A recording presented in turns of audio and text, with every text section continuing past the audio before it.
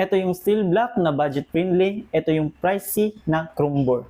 Ito mga boss ay 62mm para sa Raider 150 carb type. Ito yung steel black mga boss. Once na bibili kayo, meron siya kasamang piston, dome, casting yung paggagawa, piston ring, TP, made in Japan. Meron na din pin at lock, tsaka gasket mga boss. So ito naman yung ceramic natin.